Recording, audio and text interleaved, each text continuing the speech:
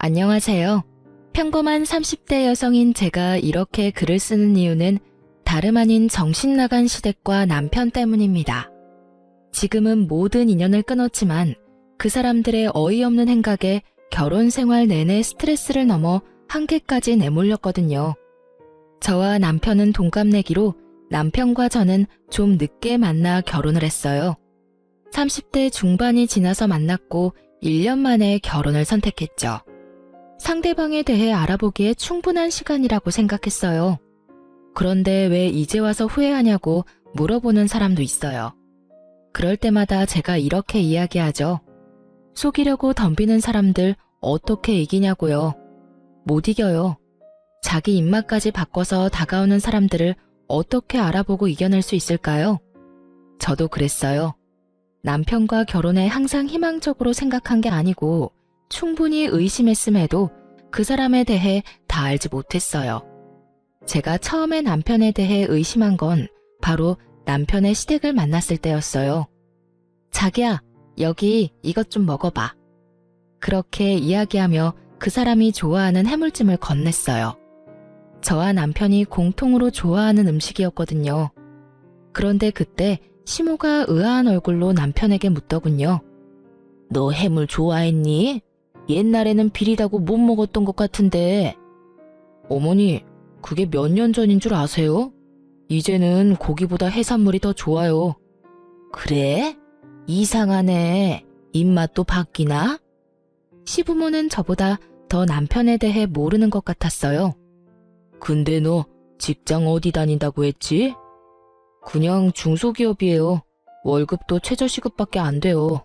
시부는 남편이 어디에서 일하는지조차 모르고 남편은 그런 시부에게 태연하게 거짓말을 하더군요. 제 의문을 알아챘는지 남편이 상견례 후 저와 단둘이 있을 때 말하더군요. 사실 부모님들이랑 그렇게 친하지 않아. 어릴 때 떨어져 지냈고 그것 때문에 여전히 대면대면 하거든. 그럴 수도 있다고 생각했어요. 어느 집안이나 사연 없는 집안 없고 차라리 시부모와 관계가 흐릿한 것이 며느리 입장에서는 더 나을 수도 있잖아요. 그런데 아버님한테 왜 거짓말했어? 최저시급 받는 것도 아닌데. 당신만 내 진짜 월급 알면 돼. 두 분이 나랑 결혼하는 것도 아닌데 뭐. 난 당신한테는 속이는 거 없어. 말을 교묘하게 돌렸어요. 차라리 이때 더 추궁해서 남편 가족에 대해 더 잘 들었다면 분명히 이후에 있었을 안 좋은 일은 없었겠죠. 그렇지만 그렇게 되지는 못했고 저와 남편은 결국 결혼을 하게 됐어요. 그리고 결혼 후 저는 너무 당황스러운 일과 마주했어요. 남편과 상견례 전까지 연락도 그다지 안 하며 지냈던 시부모가 결혼 직후 저희 집에 너무 자주 찾아오더군요.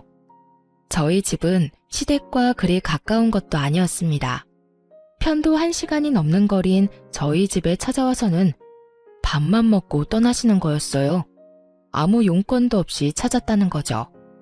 물론 시부모가 찾아오는 것이 잘못된 건 아니에요. 저희 사는 모습 확인하고 싶을 수도 있고 남편 보고 싶을 수도 있으니까요. 게다가 결혼 초기이니 당분간만 이러다 말겠지 싶었어요. 그런데 시부모가 집에만 오면 돈이 없어지더군요. 처음에는 잔돈이었습니다. 제가 저금통에 잔돈을 모아두는 게 있었는데 두 분이 왔다 가셔서 그게 사라졌더라고요. 큰 물건은 아니고 잘그락 소리도 나니까 이때는 시부모를 의심하지는 않았어요. 그런데 두 번째 분실부터는 시부모를 의심할 수밖에 없었어요. 두 번째 분실된 건 제가 비상시에 쓰려고 몰래 숨겨둔 비상금 30만 원이었어요.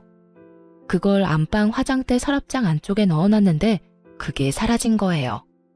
그리고 제가 시부모를 의심하는 이유는 하나뿐이었어요. 그날도 시부모님이 오셨는데 처음에는 시모가 먼저 화장실을 가고 싶다고 했거든요. 그런데 시모가 화장실 들어가자마자 시부도 화장실이 가고 싶다고 하는 바람에 어쩔 수 없이 안방 화장실을 안내해드렸어요. 그리고 두 분과 식사를 하고 용돈이라도 드려야 하나 싶어서 안방 화장대 서랍장 안쪽에서 현금을 꺼내드리려고 했는데 그게 그 사이에 없어진 거예요. 당연히 의심은 시부에게로 쏠릴 수밖에 없었죠. 무척 의심스러웠지만 추측만 가지고 시어른을 추궁을 할 수는 없잖아요. 그래서 남편과 시댁 몰래 집에 카메라를 달았습니다. 그리고 한 달 뒤 시부모가 온다는 말에 똑같이 화장대 안쪽에 돈을 넣어뒀어요. 그리고 그날도 또 돈이 사라졌고요. 카메라에 시부가 돈 훔치는 걸 확인한 저는 남편에게 먼저 말했어요. 여보, 당신한테 할 이야기 있어. 사실 돈이 자꾸 없어지는데 그거 아버님이 가져가시는 것 같아.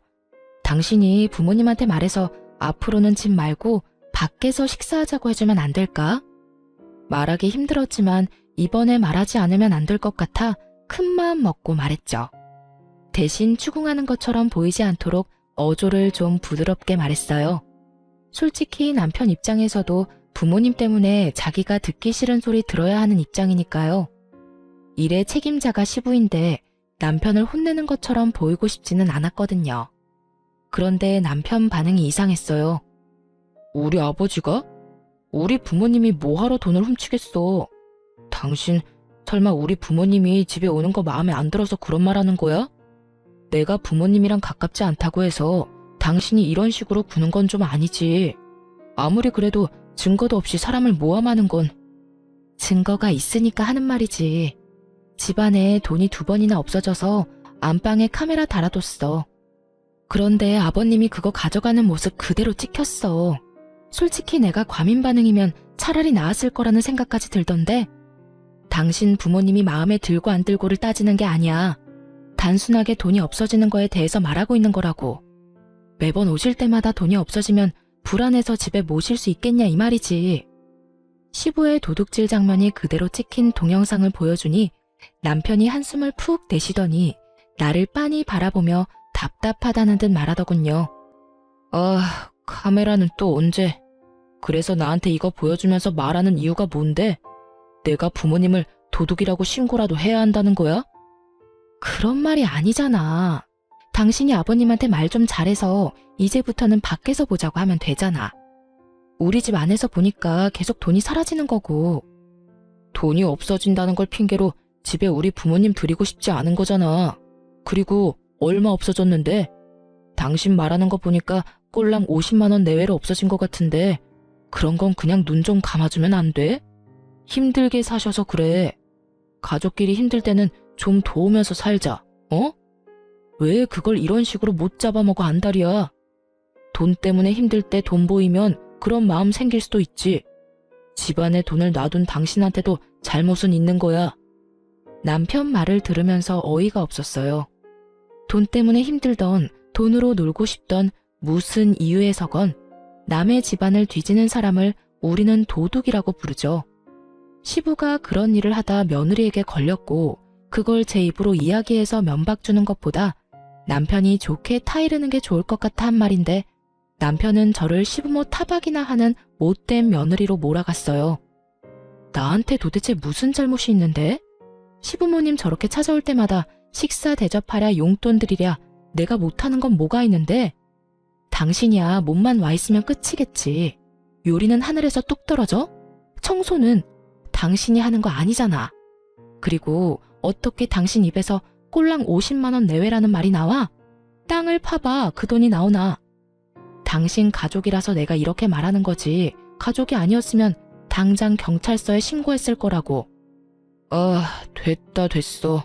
당신이 얼마나 속 좁은 여자인지 알았으니 이제 그만하자. 신고를 하든 뭘 하든 당신이 알아서 해. 당신은 가만히 보면 냉정한 구석이 있어. 우리 부모님 힘들게 살았는데 그거 하나 이해도 못 해주고 가족끼리 도우며 산다고 생각하면 끝날 일에 이런 식으로 토를 달아서 사람 귀찮게 하고. 당신 알아서 해. 결국은 남편은 저와의 대화를 강제로 끝내버렸어요. 정말 화가 났어요.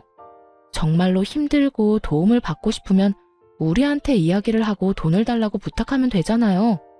만약 돈을 빌려달라고 하거나 차라리 달라고 했더라도 50만 원 정도면 드렸을 거예요. 물론 매번 그렇게 드릴 수는 없지만요. 그렇지만 저한테 그런 이야기를 한 적도 없고 오히려 몰래 집에 있는 돈을 훔쳐가는 게 정상은 아니잖아요? 게다가 저희도 돈을 많이 버는 상황도 아니고 없어진 돈은 다 제 돈이었잖아요. 그러니 더 화가 날 수밖에 없었어요. 그런데 더 화가 나는 건 제가 이렇게 말했음에도 불구하고 남편이 시부모에게 아무 이야기도 하지 않았는지 또 시부모가 저희 집에 왔더라고요. 식사를 하겠다는 명목으로요. 남편이 카메라의 존재를 알고 있으니 이번에는 시부가 그런 짓을 하지 않겠거니 했더니 웬걸? 이번에는 딱 하나뿐인 제 명품 가방을 가져가셨더라고요.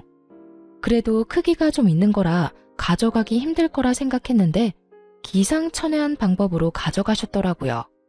저희가 아파트 1층이었는데 가방을 먼저 저희 안방에서 1층 창을 통해 밖으로 던지고 그 뒤에 차에 뭘 놔두고 왔다는 말로 밖으로 나가 그걸 주워서 가져가서 차 안에 실어놓고 오신 것 같았어요.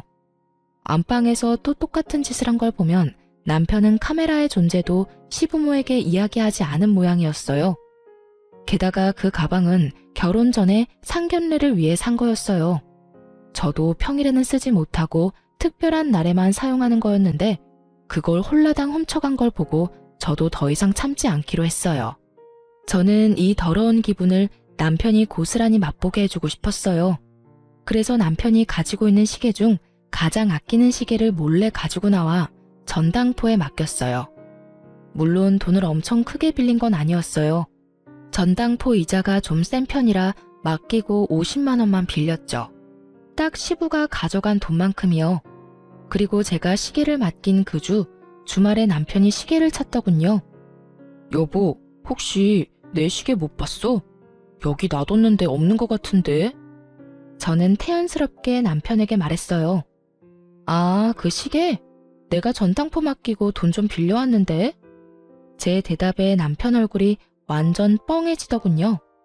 제가 보고 얼마나 웃긴지 웃음이 나는 걸 겨우겨우 참았어요. 왜 그걸 전당포에 맡겨? 무슨 돈이 없는데? 당신 아버지가 가져가신 돈 때문에 이번 주 돌잔치랑 다음 주 내 친구 결혼식에 낼 돈이 없었거든. 돌잔치도 10만 원, 친구는 내 결혼식 때 30 줘서 나도 30만 원 내야 하는데 현금이 뚝 떨어졌지 뭐야? 그래서 그거 맡기고 돈 좀 가져왔어. 그렇다고 말도 없이 가져가서 맡기면 어떡해? 왜 안 돼? 가족은 힘들 때 돕는 거라며. 내 돈도 그렇게 힘들 때 아버님이 몰래 가져가셨잖아. 당신이 오히려 내 탓하길래 그게 당신 가족 가풍인 줄 알았지. 그래서 나도 몰래 맡겼어. 그래도 난 좀 괜찮은 편인 것 같은데? 아예 가져가서 입 싹 닦은 건 아니잖아. 이틀 전에 두 분 오셔서 내 명품 가방도 싹 가져가셨던데 그건 다시 돌려받지도 못할 거 아냐. 그런 거 생각하면 내가 참 착하지? 당신이 돈만 내주면 다시 돌려받을 수 있을 테니까. 남편이 제 말에 대답을 못하더군요. 입만 벙긋거리는데 저는 웃어줬어요. 그러게 왜 남의 가방을 건드려서 이 모양 이 꼴로 만드는지. 어디 전당포 맡겼는데? 얼마 주고 맡겼어? 그거 알고 싶으면 일단 내 가방부터 찾아와. 그거 가르쳐주면 알려줄게. 와, 진짜 당신 너무한다. 그러더니 시부에게 전화를 하는 듯 하더니 밖으로 황급히 나가더군요.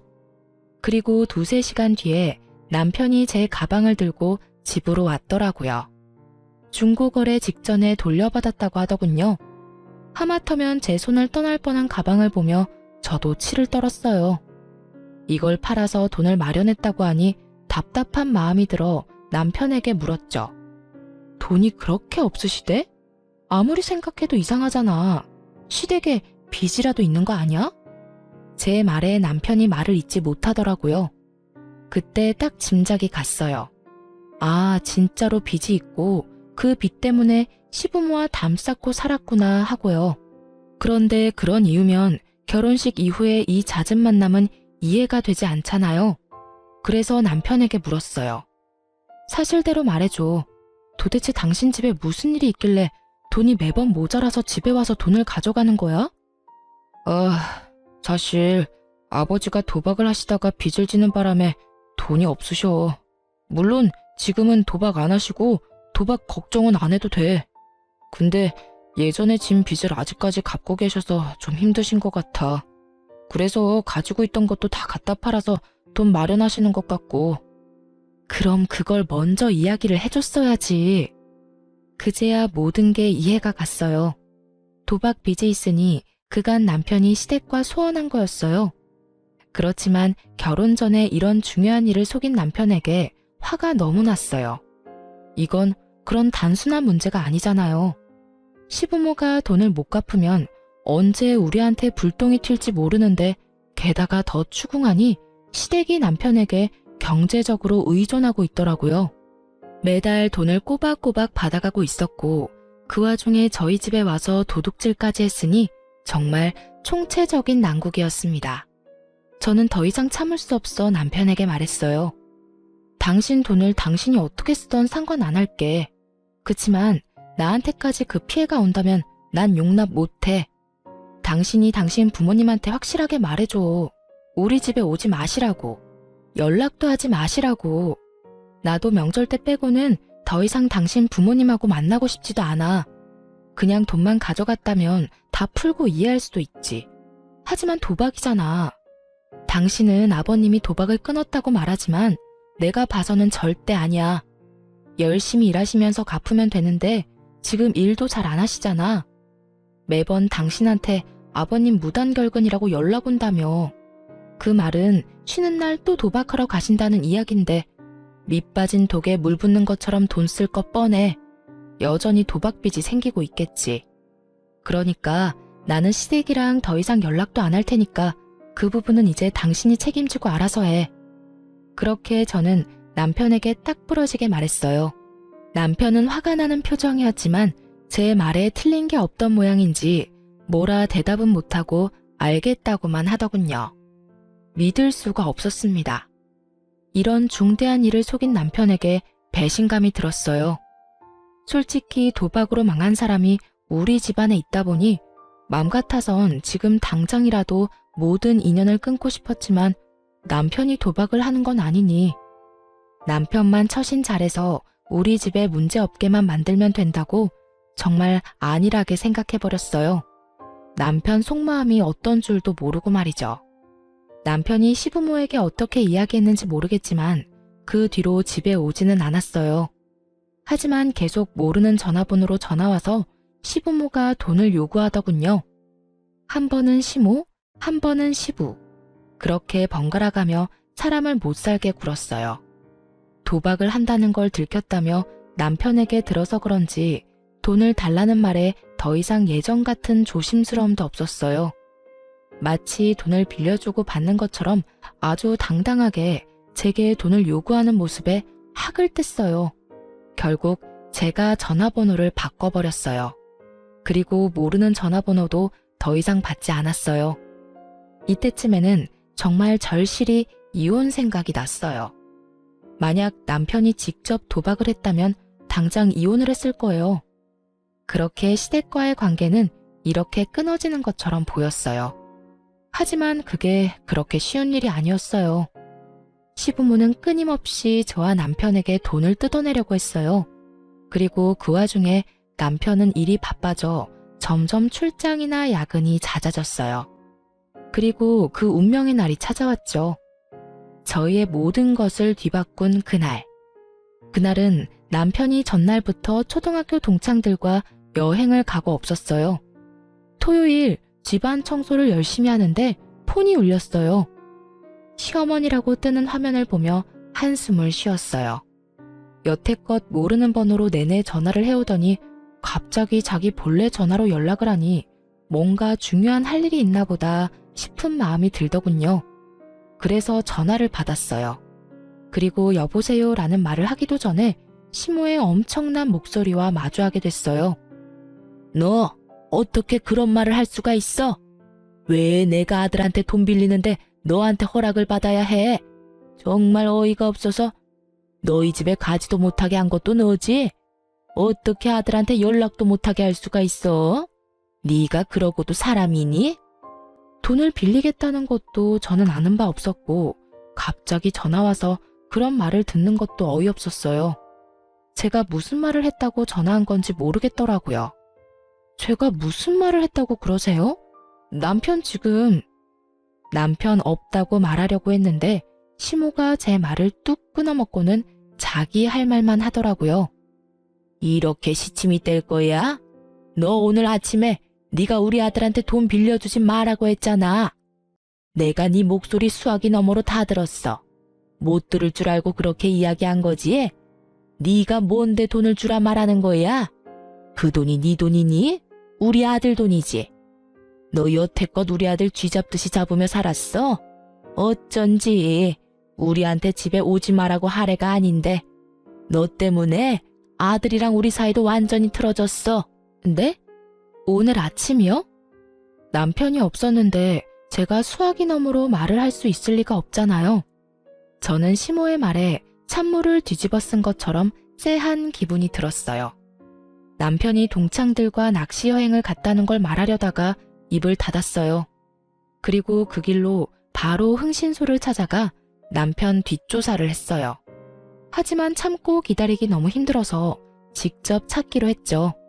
그게 가능했던 이유는 남편이 제 차를 끌고 갔기 때문이었어요. 저는 20대 때 첫 차를 도난당한 전적이 있어서 차 안에서 위치 추적 앱을 달아놨었거든요. 그걸 확인하니 열이 더 뻗쳤어요.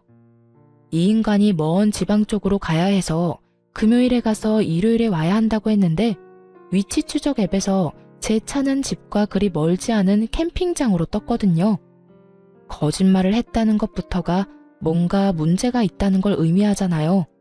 저는 당장 택시를 타고 남편이 있는 캠핑장으로 향했어요. 준비물은 사진기와 베란다에 둔 10m짜리 호스였어요.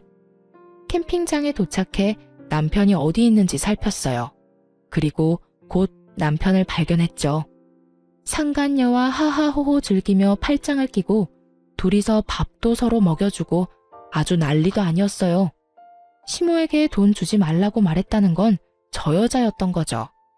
폰으로 동영상을 찍으며 보는데 진짜 심장이 쿵쾅거려 미치겠더라고요. 증거 사진을 충분히 남기고 그 두 사람이 나란히 텐트 안으로 들어가는 것까지 동영상을 찍었어요. 그리고 조심스레 캠핑장에 마련된 식수대와 화장실을 확인하고는 두 연놈의 텐트와 가까운 곳에 있는 화장실로 들어가 호스를 연결했어요. 그리고 물을 틀고는 호스를 그들의 텐트 앞으로 가져가서 텐트 문을 살짝 열고 그 안으로 호스를 넣어 물을 확 뿌렸어요. 입구를 살짝 쥐어 수압을 세게 만들었더니 아주 여기저기 물을 듬뿍 뿌려줬더라고요. 텐트 안에서는 두 사람의 비명소리가 나더니 두 사람이 밖으로 뛰쳐나오더군요. 그리고 마주한 제 모습에 남편의 얼굴이 완전 사색이 되었어요. 여보, 여기는 어떻게... 네가 바람을 펴? 미친 거 아냐? 네가 어떻게 이럴 수가 있어? 정말 저는 화가 머리끝까지 났어요. 그렇지 않아도 시부의 도박과 돈 요구 때문에 스트레스로 머리가 터질 것 같은데 이놈까지 이러니 돌아버릴 수밖에요. 여보, 잠시만. 이건 그러니까... 변명할 거 뭐 있어요? 그냥 있는 그대로 말해요. 우리 사랑하는 사이라고. 진짜로 헤어져야 하는 건 당신이라고. 맞지? 당신이 그랬잖아. 당장이라도 와이프랑 이혼하고 나랑 결혼하고 싶다고. 그 이야기를 하는 상간녀의 표정이 아주 당당하더군요. 저는 상간녀의 그 당당함에 어이가 없었어요. 그런데 남편놈 얼굴을 보니 상황을 잘 알겠더라고요. 남편 얼굴은 뭔가 잘못됐다는 표정이었거든요. 아마 남편은 그냥 상간녀에게 하던 말이었던 모양이에요. 당신이 말해봐. 당신 진짜로 나랑 이혼하고 저 여자랑 만나고 싶은 거야? 말해보라고. 그러면 이혼해줄게. 이혼하자고. 여보, 그게... 잘됐네. 자기야, 이런 여자랑 빨리 헤어지고 나랑 살자. 당신도 항상 와이프 싫다고 했잖아. 나 사랑한다며? 그러니까 차라리 이 기회에 이혼해버려. 당신도 항상 구질구질하다고 말했잖아. 내가 도와줄게. 저 여자랑 확실하게 이혼할 수 있도록, 응? 상간녀의 그런 모습에 저는 화를 내다가 순간 멈칫했어요. 바람이나 피는 쓰레기 남편, 도박 중독에 내게 돈 달라 요구하는 시댁. 그 똥을 흔쾌히 가져가겠다는 상간녀. 제가 마다할 필요가 없겠더라고요. 그렇지 않아도 도박빚 갚아달라며 시댁에서 전화와서 난리를 피우는데 헤어지는 게 더 낫지 않을까 싶었죠. 그래서 상간녀에게 이 똥들을 넘기기로 했어요. 당신 생각이 그렇다면 나도 구차하게 매달릴 생각 없어. 이혼하자. 사랑한다는 여자랑 살아. 왜 구질구질한 나하고 살아? 나도 남편 뒤나 캐는 여자가 되고 싶어서 됐겠어? 네가 구린 짓을 하니까 이러는 거지. 됐어. 이제는 모두 끝이야. 집에 돌아올 생각하지 마. 아무것도 모르는 듯한 상간녀를 보고 저는 마음을 굳혔어요. 이렇게 원할 때 주는 게 맞지 않겠나 하고요. 알고 나면 가져가겠다고 할 일 없을 테니까요. 냉정한 제 말에 남편 놈은 눈을 질끈 감고 제 말을 듣고 있더군요. 이혼하기 싫었으면 안 된다고 지금 당장 말했을 텐데 그런 모습이 전혀 없는 걸 보니 이혼에 응한다고 생각해서 그냥 놔두고 집으로 와버렸어요. 그날 집에 돌아와 남편 놈 짐을 다 뺐어요. 이삿짐 플라스틱 상자를 사서 그 안에 옷이며 남편 물건을 전부 때려 넣었어요. 이제 더 이상 볼 일도 없고 저를 두고 바람이나 핀 놈인데 정성스레 짐 쌀 필요 없잖아요. 있는 대로 마구잡이로 집어넣으니 아주 빨리 짐 정리가 끝나더군요. 그리고 그 짐을 모두 현관 앞에 내놨어요. 힘은 정말 많이 들었지만 속은 시원했어요. 더러운 걸 치워버린 기분이라서 그날 저녁에 남편이 돌아오지 않았기에 이혼을 하겠다는 의미로 받아들였어요. 그런데 일요일에 집에 돌아온 남편이 현관에 쌓아둔 짐을 보고는 사색이 돼서 들어오자마자 제 앞에 무릎을 꿇더군요. 여보, 미안해. 내가 정말로 잘못했어. 그러니까 제발 용서해줘. 나는 당신하고 헤어질 생각 없어. 전부 그 여자가 혼자 한 말이야. 내가 그런 말 한 적 있긴 한데 전부 다 그 여자가 각색해서 말한 거야. 그 여자랑 헤어질 테니까 제발 이혼만은 안 돼. 당신 오해하는 거야. 내 진심은 그게 아닌데. 진심? 웃기고 자빠졌네. 네가 진심이었으면 당장 나한테 달려왔었어야지. 그년이랑 2박 3일 그대로 보내고 오는 게 말이나 돼? 넌 아직도 나랑 그 여자 사이에서 저울질하는 거야. 뻔히 보이는데 뭐?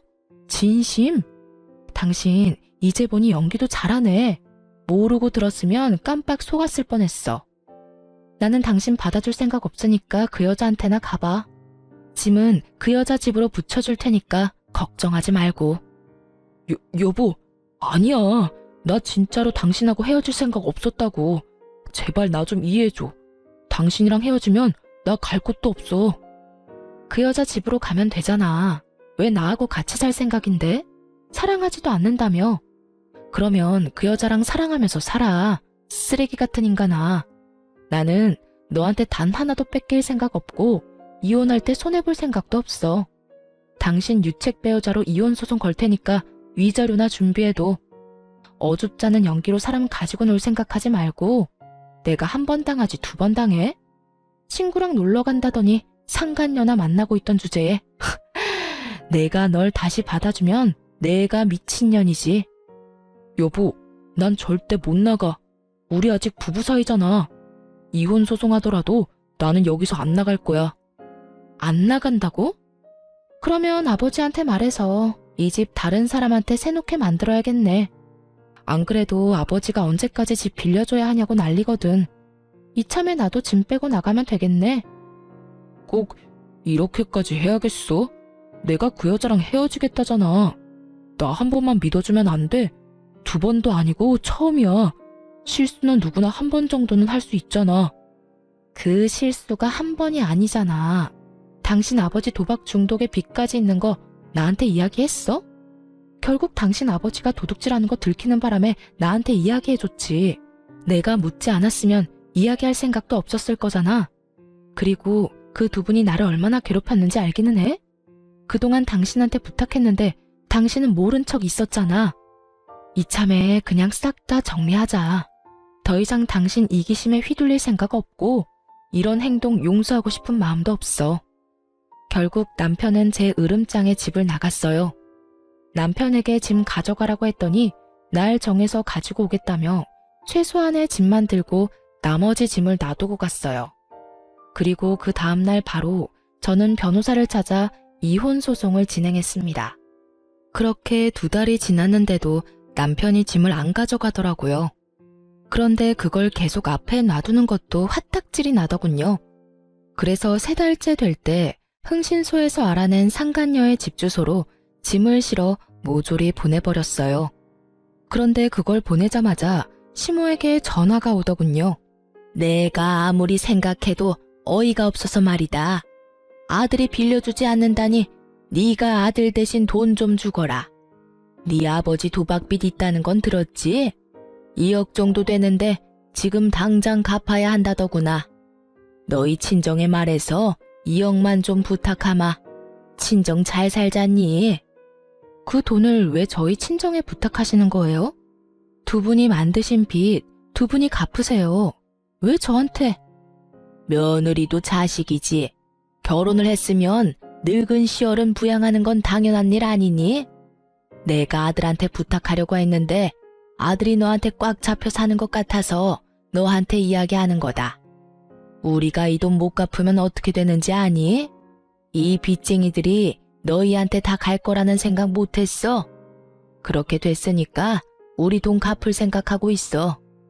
시모는 아주 당당하게 제 친정에 말해서 2억 빚을 갚아달라고 요구하더군요. 상황이 어떻게 돌아가는지 모르고 있더라고요. 저와 남편이 이혼 소송인 중인 것도 모르고 말이죠. 저한테 돈 맡겨놓으셨어요? 집에서 돈 훔쳐간 것만으로도 모자라서 이번에는 이렇게 당당하게 말하시는 거예요? 칼만 안 들었다 뿐 완전 날강도잖아요. 제가 돈이 있어도 안 줘요. 세상에서 제일 멍청한 짓이 도박빚 갚아주는 거라고요. 그래봤자 여전히 도박하시면서 또 빚질 텐데 그때도 갚으라고 하실 거잖아요. 저한테 말하지 말고 아드님한테 말하세요. 돈 원하는 대로 주라고 할 테니까. 네가 돈 주지 말라고 했잖니? 그때 내가 다 들었어. 그러면서 뭘 원하는 대로 준대? 너 가만 보니 이제 거짓말도 하는구나. 그러지 말고 네가 이때까지 모은 돈 좀 내놓으라니까. 상황이 급박해 지금. 저 돈 없어요. 남편이 돈 한 푼은 가져다 주지도 않는데 무슨 돈이 있어서 저한테 돈 달라는 거예요? 돈이 없으면 돈 많은 친정에 빌려서라도 줘야지. 자그마치 2억이야. 그거 못 갚으면 너한테 무슨 일이 생겨도 난 몰라. 이건 뭐 거의 협박이었어요. 남편 때문에 열받았는데 시댁이 이 상황에 기름을 부어버리니 완전 빡 돌았던 제가 한바탕 욕을 쏟아부으려다가 순간 좋은 생각이 나서 멈췄어요. 2억을 원하시는 거면 저 말고 갚아줄 참한 여자 따로 있거든요. 그쪽으로 제가 안내해 드릴게요. 거기 가서 말씀하세요. 앞으로 저한테 연락하지 말고요. 그리고 모르셔서 저한테 전화하신 것 같은데 저 곧 그 사람이랑 이혼해요. 사랑하는 여자가 생겼다네요. 그 여자가 아마 다 책임져줄 모양인가 봐요. 재혼하겠다며 저랑 이혼하라던데 제가 이혼해주면 둘이서 결혼해서 살겠죠. 그 여자 집 주소 알려드릴 테니 같이 가봐요. 거기 남편이 지금 살고 있더라고요. 도박빚 2억 갚아줄 여자도 살고 있고요. 뭐? 정말이니? 너희 2사람이 이혼한다고? 나한테 또 거짓말하는 거 아니야? 돈 안 주고 싶어서. 믿기지 않는 듯 반문하는 시모에게 집으로 오라고 했어요. 그리고 2사람을 데리고 남편과 상간녀가 살고 있는 집 주소로 향했죠. 같은 지역이었지만 서쪽 끝과 동쪽 끝, 완전 정반대 구역에 살고 있던 저는 1시간이 걸려 그 상간녀가 사는 집으로 갈 수 있었어요. 그리고 도착하니 대문 앞에 제가 보낸 짐들이 수북히 쌓여 있더군요. 안으로 들어가니 한창 싸우는 소리가 들렸어요. 당신 여태껏 나 속인 거야? 당신 짐들이 왜 여기로 와? 이혼해도 당신은 손해볼 거 하나도 없다며. 위자료가 생겨도 다 해결 가능하다며. 그런데 왜 당신 짐이 여기로 오냐고. 자기야, 내가 다 설명할 수 있어. 거짓말은 아니야. 그 집도 내 집인데 내가 유책 배우자잖아. 그래서 재산 분할이나 위자료에서 좀 돈이 많이 나가. 그 집 하나면 다 해결할 수 있으니까 전부인한테 주려는 거야. 거짓말하지 마. 그러면 이 짐이 왜 여기 와 있는데? 내가 위자료 해줄 테니까 그 집 가져와. 거기서 살고 싶단 말이야. 거기보다 더 좋은 곳 들어가면 되지. 거기 생각보다 좋은 곳도 아니고 무엇보다 전부인이랑 살던 데인데 다시 들어가고 싶어? 차라리 그냥 여기서 조금만 지내다가. 여기가 싫다고. 나는 거기가 좋아. 내가 대출이라도 받아서 도와줄 테니까 거기로 들어가자. 제가 아무 생각 없이 보낸 짐 때문에 여기서는 여기대로 난리가 난 상황이었습니다. 남편이 저희 아버지 집을 자기 집이라고 말해놓은 상태였는데 짐이 오히려 이쪽으로 와버리니 당황한 거였어요. 모두 탄로날 거짓말을 한 남편 놈을 보니 이 상간녀도 그리 깊이 사랑한 건 아닌 모양이었어요. 사귀면서 호감 얻으려고 거짓말 엄청 했는데 본인이 생각지도 않았던 이혼을 하게 돼서 그 거짓말이 자신에게로 모조리 돌아오는 상황이었죠. 저는 속으로 깔깔 웃으며 시모를 상간녀 집 앞으로 데려왔죠. 열려있는 집에 일부러 벨을 눌렀더니 두 사람이 복도로 나와서는 시모를 보고는 깜짝 놀랐어요. 정확히는 남편이 엄청 놀랐지만요. 아가씨가 우리 아들이랑 새로 만나는 여자예요? 나 엄마 되는 사람이에요. 우리 아들 책임진다니 내가 말 좀 편하게 해도 되겠네. 내가 들어보니 아가씨가 우리 빚 다 갚아줄 거라는데 그 이야기가 사실이에요? 네? 그게 무슨 말씀이세요? 빚이라뇨? 상간녀가 남편을 쳐다봤고 남편은 눈을 질끈 감고 고개를 돌려버리더군요. 우리 아들한테 못 들었어요? 아가씨가 우리 아들이랑 재혼할 거라면서요. 그러면 우리 며느리 되는 거니까 돈도 갚아주겠지. 결혼은 언제 할 거예요? 할 거면 좀 빨리 했으면 좋겠는데. 시모가 그렇게 말하자 남편이 저에게 소리를 빽 지르더군요. 당신은 왜 우리 부모님을 여기까지 모셔와? 미쳤어? 말하고 싶은 게 있으면 우리 둘이서 해야 할 거 아니야? 어쩌자고 여기까지? 연신 개거품을 물며 모셔온 이유를 묻는 남편을 향해 저는 환하게 웃어줬어요. 왜 모셨냐니? 당신도 이상한 걸 묻네. 당신 어머니가 나한테 전화하셨어. 아침부터 돈 내놓으라고. 당신 아버지 도박빚 갚아야 한다고 나더러 돈 달라길래 내가 여기 모시고 왔지. 왜냐고? 난 당신이랑 헤어질 거고 나랑 헤어지고 당신이랑 결혼할 착하고 참한 여자가 여기 있으니까. 앞으로 당신 부모님 계속 모실 사람이 그 여자니까 모셔왔을 뿐인데 뭐가 잘못된 건데? 이미 이혼 소송 중이고 판결도 얼마 안 남았는데 내가 왜 이 사람들의 돈 달라는 요구를 받아줘. 예비 며느리가 있는데. 도박빚? 상간녀가 제 이야기에 미쳐서 눈에 쌍심지를 켜고 남편의 멱살을 움켜쥐었어요. 이게 다 무슨 말이야?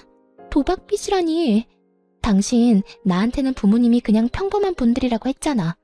연락 자주 안 하는 사람이라고 안 봐도 되는 사람들이라며. 그런데 빚을 대신 갚으라는 말을 왜 나한테 하는데? 자기야, 잠시만. 그게 아니야. 내 말 좀 들어봐. 이건 다 이유가 있어. 어떻게든 핑계를 대보려는데 남편 놈을 보며 저도 친절히 이야기해줬죠. 아, 몰랐어? 당신이 만나는 저 사람 부모님 도박빚이 2억이나 있어. 둘이서 잘 갚으면 되겠네. 당신이 그때 나한테 이야기했잖아. 남편이랑 헤어지라고. 헤어져 줬으니 시부모도 데리고 가. 결혼하고 내내 돈 달라는 전화에 시달리면서 힘들었거든? 딱 좋을 때 사랑에 눈먼 여자 하나 나타나서 잘 됐지 뭐야. 고마워. 저 인간 데려가줘서. 제 말에 상간녀가 완전히 졸도해버리더군요. 순간 비틀거리는 상간녀 모습을 보니 엄청 피가 쏠린 것 같았어요. 이내 얼굴이 새빨갛게 된 상간녀가 남편 놈에게 엄청난 목소리로 따지더라고요. 너 내 돈 노리고 나한테 수작 부린 거야? 저 여자한테서 돈 뜯기 힘들 것 같아서 나로 목표 바꾼 거냐고. 미친놈이 어디서 나한테 빨대를 꽂으려고 해? 내가 너랑 결혼하고 싶댔지 네 부모 빚 갚아주겠다고 한 적은 없잖아. 저기야, 오해야. 다 오해고 나는 돈 때문에 당신이랑 만난 거 절대 아니야. 내가 왜 당신한테 그런 짓을 해. 나도 부모님이랑 연 끊고 살 거야. 당신한테 그 빚 갚으라고 할 거 아니라니깐. 여기까지 찾아온 사람을 두고 뭐? 연을 끊고 살아? 어떻게 끊고 살 건데? 그리고 도박빚이라며? 내가 미쳤어? 그걸 갚아주게? 무려 2억이나 되는 돈을 갚아달라고 얼마나 쪼아댔으면 당신 와이프가 나더러 고맙다고 하냐고. 우리 헤어져. 이 쓰레기 같은 놈아. 이렇게 거짓말을 하고 어차피 나중에 다 들킬 일이었는데 나도 당신 필요 없어. 상간녀가 그렇게 말하며 자기 집 현관에 쌓여있던 남편의 짐을 모조리 밖으로 내던지더군요. 남편놈 얼굴이 사색이 돼서는 그 상간녀의 팔을 붙잡고 애원하며 매달렸어요. 자기야, 내가 거짓말한 건 미안해. 진짜로. 근데 인연 끊고 산다는 건 정말이야. 내가 당신하고 살게 되면 절대로 집 근처에도 못 오도록 할 거야. 빚도 우리가 안 갚아도 되도록 막아주고. 꺼져. 당신 같은 놈이랑 같이 살 생각 없다는 말 못 들었어? 진짜 어디서 이런 쓰레기 같은 놈이랑 만나서 내가 이 고생을 해. 네가 분리수거도 안 되는 쓰레기인 줄 알았으면 절대로 받지 않았을 거라고. 상간녀가 분통을 터뜨리며 그렇게 말하자 남편놈이 이번에는 목표물을 저로 바꿨는지 제게 다가와 손을 붙잡더군요. 그리고는 눈물 범벅인 얼굴로 저한테 말하더라고요. 여보, 미안해. 내가 이렇게 용서를 빌게. 그러니까 제발 소송 취하하고 다시 나랑 같이 살아줘. 사람 하나 살리는 셈 치고 제발. 저는 남편놈 얼굴을 쳐다보지도 않고 상간녀에게 차갑게 말했어요. 반품 안 받으니까 가져가. 네가 그 물건 좋다고 나더러 이혼하라며? 그럼 끝까지 네가 책임져야지. 왜 나한테 떠넘겨? 언제는 사랑한다며, 그게 전부라며 다 책임진다면서. 어차피 곧 우리는 이혼 판결 날 거야. 그럼 완전히 법적으로 남남이지. 그러니까 나한테 떠넘길 생각하지 말라고. 제 말에 부들부들 떨며 분노를 표시하던 상간녀가 결국은 못 참고 남편놈 뺨을 찰지게 한 대 날려버리더군요. 그리고는 남편을 밀어서 자기 집 문 밖으로 내보내버렸어요. 남편놈이 상간녀에게 뺨 맞고 정신이 없었는지 제 다리를 붙들고는 또 말도 안 되는 용서 타령을 하더군요. 그래서 저도 이번에는 상간녀가 때린 반대쪽 뺨을 한 대 날려줬어요. 어쩜 그렇게 속이 시원하던지. 저는 남편과 시모를 두고 집으로 돌아왔어요. 그 사람들의 일은 그 사람들이 알아서 할 일이었죠. 그리고 그 일주일 뒤 이혼 판결이 나고 전 남편과 저는 완전히 법적으로 남남이 되었어요. 그 뒤에 전 남편이 어떻게 됐는지 궁금하시나요? 전 남편 놈은 저와 상간녀 두 여자에게 모두 버림받고는 결국 갈 곳이 없어 그 짐 들고 시댁으로 들어갔다고 해요. 그런데 얼마 안 가서 거기서 뛰쳐나왔다고 하더라고요. 저는 그 이후에 전 남편이 이혼 후에 그 집으로 그렇게 돌아가기 싫어했던 이유와 저에게 어떻게든 되돌아오려 한 이유를 알게 됐죠. 저희 집으로 웬 우락부락한 사람들이 찾아오면서 말이죠. 시부가 저희 집을 가르쳐주며 가족이라고 했다네요. 정말 그 인간의 행태가 치가 떨리더라고요. 저는 이혼했고 그 인간에게 새 여자가 생겼으니 그 여자가 며느리라고 말해줬어요. 그리고 너무 열받아서 남편 회사 주소를 가르쳐주며 그 사람들 아들이 일하는 곳이라고 말해줬어요. 이혼을 해서 남남인데도 저희 집을 노리고 있는 걸 보니 소름이 다 돋더라고요. 그렇게 말하니 그 사람들도 돌아가 버리더군요.